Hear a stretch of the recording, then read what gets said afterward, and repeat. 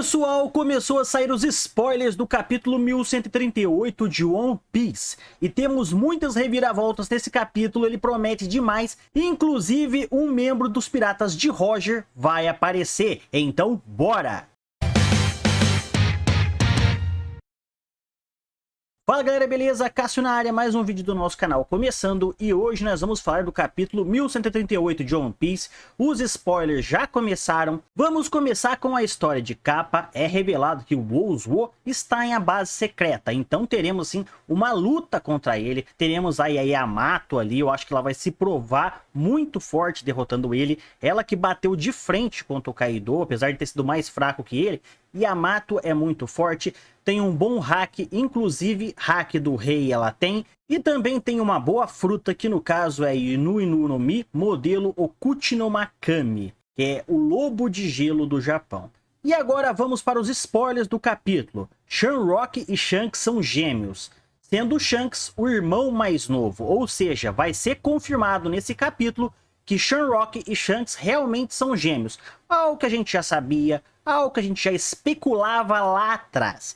E é dito que a espada de Shanrock possui o poder de uma fruta, a do Cerberus, com o qual ele ataca o Loki. E aí a gente para e pensa, pô, a espada do Shanrock, se você pôr ela e a do Shanks lado a lado, são praticamente a mesma espada, podem ter sido heranças de seu pai. No caso, a gente tem que lembrar que o Shanks foi achado num baú de tesouro pelo Roger, e essa espada do Shanks, a Griffon, poderia estar lá dentro, do mesmo jeito que o Shanrock herdou a espada ali, e a espada dele, no caso, tem a fruta do Cerberus, e a gente se pergunta se a espada do Shanks não tem a fruta do Griffon. Tanto é que quando o Shanks usou o golpe da espada dele com o Kamusari e o Griffon contra o Kid, a gente viu um Griffon vermelho indo para cima do Kid. Então faz muito sentido a fruta do Griffon estar na espada do Shanks, do mesmo jeito que o Cerberus está na fruta da espada do Shanrock. E temos que ver aí que no caso o Loki está sendo atacado direto. Ele foi atacado pela Gunko e agora pelo Shanrock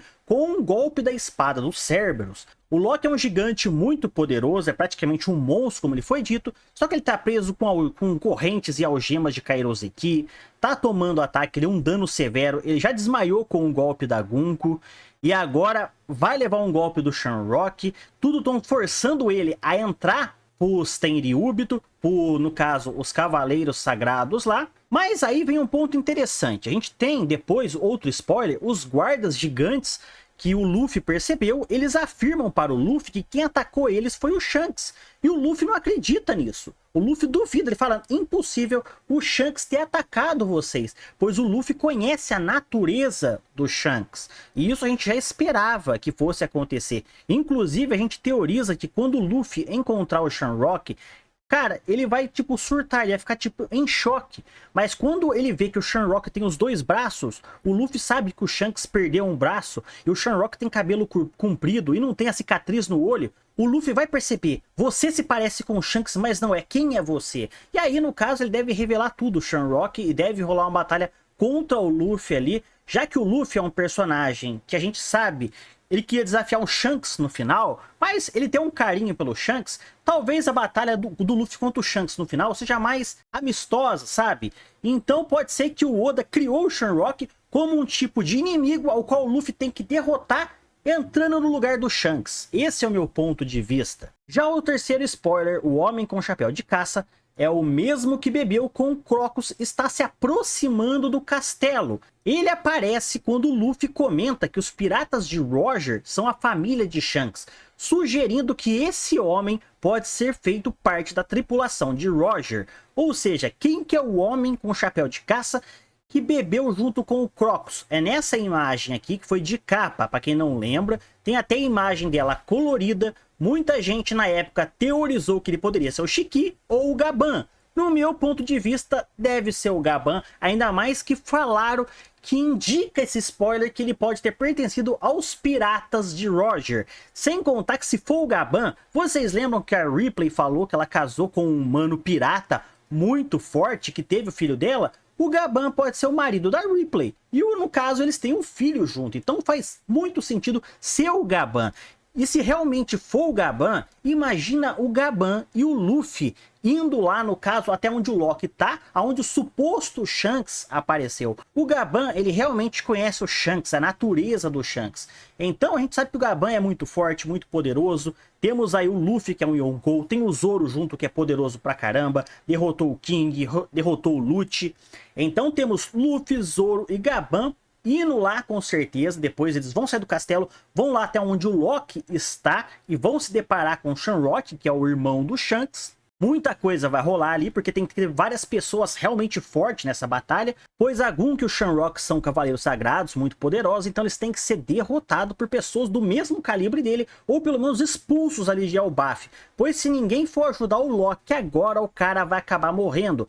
E eu tô falando isso por quê? Porque eu não acredito que o Loki seja tão mal quando todo mundo fala. Falaram que ele matou o rei pra catar a fruta, tudo, mas tem que ver se isso realmente é verdade. Se no caso o rei Harold não estava por trás de alguma outra coisa, ele foi detido pelo Loki. A gente não sabe o que realmente está acontecendo, entendeu? E aí a gente vai pular para os últimos duas partes, que é o final do spoiler. Que no caso, o Frank e a Ripley estão diante do grande mural na árvore de Adam, desenhado durante o século perdido. E nisso também, Robin traduz o livro de Riley, que Salu mostrou para ela. Ela pega o livro e menciona duas antigas guerras deste mundo e alerta sobre a terceira guerra que está prestes a acontecer. Ou seja, tanto o mural na árvore Adam, quanto a Robin traduzindo o livro de Riley, que o Saul mostrou para ela, indicam das duas guerras que já aconteceu no mundo de One Piece e a terceira que vai acontecer, que no caso remete às três formas de Nika: o Nika original, Joy Boy e agora o Luffy. E aí a gente já vai a três partes importantes, melhor dizendo, duas e depois uma terceira.